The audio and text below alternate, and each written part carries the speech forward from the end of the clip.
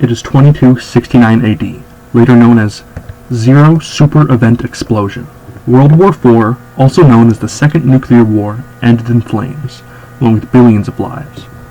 Very few pre-SEX nations survived, even less with anything resembling their previous form. Only the smallest and most isolated nations went on without becoming fractured collections of city-states and tribes. With the Earth solid and population quartered, it was centuries before modern society rose from the ashes. Eventually, communities became large enough, the barren waste separating them shrunk enough, that international diplomacy became necessary once again.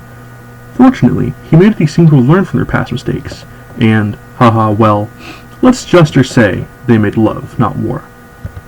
420 SEX, the Global Organization of Nonviolence, or the Gooners, developed an international auxiliary language with the purpose of fostering a deep, intimate understanding amongst all peoples, with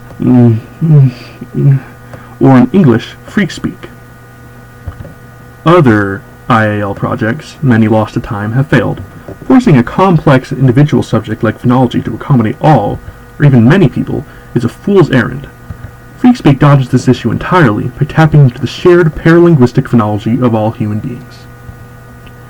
This phonetic inventory should be equally alien, yet equally familiar to all speakers and listeners, due to the nature of the phonemes. It is more logical to consider them the components, onsets, and rhymes, rather than consonants and vowels. Rather than height and backness, rhymes are divided into voicelessness, breathiness, and creakiness, labial and glottal places, and then by length. And with nasal rhymes, there are labial, alveolar, and velar places, and on top of that there are 9 tones. All in all, far too much to demonstrate. The onsets, however, though not normal by any means, are much more befitting of an aux slang, minimal. The only place is glottal, there is a stop, an affricate, and a fricative, all of which can be either short or long. The basic syllable structure is an optional onset, a mandatory rhyme, and then another optional rhyme. This means 2 rhymes together basically form a diphthong, though few would consider for example, a diphthong. But the tone can fall has some restriction.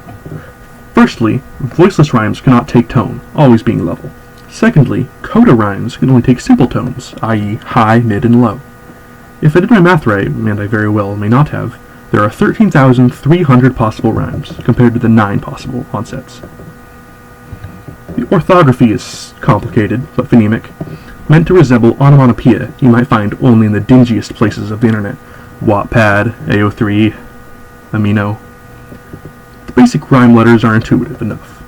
M, N, Ng, V, and U for the breathy rhymes, and H before for voicelessness, with the extension of F, and 1 after for creakiness.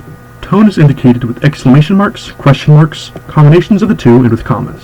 An exclamation mark marks the high tone, a question marks the low, and a comma marks mid, but only in contours, otherwise it's assumed.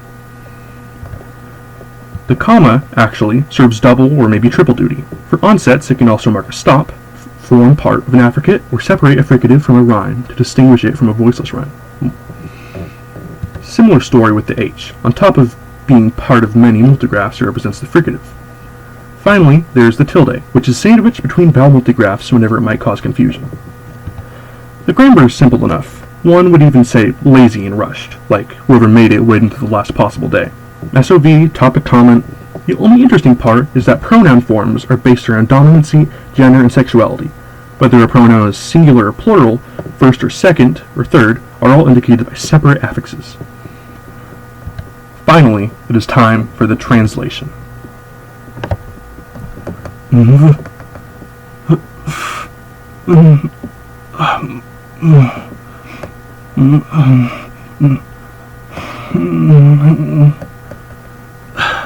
Edward.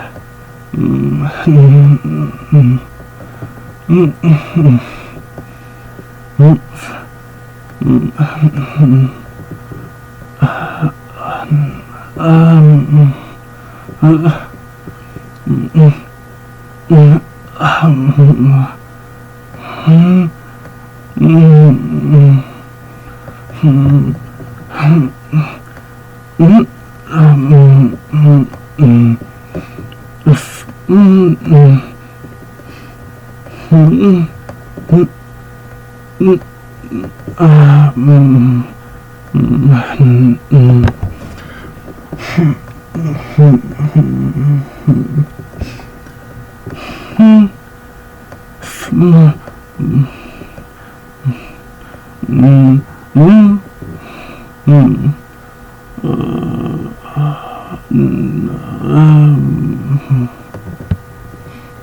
apologize for I'm not a fluent speaker, but I hope you enjoyed this.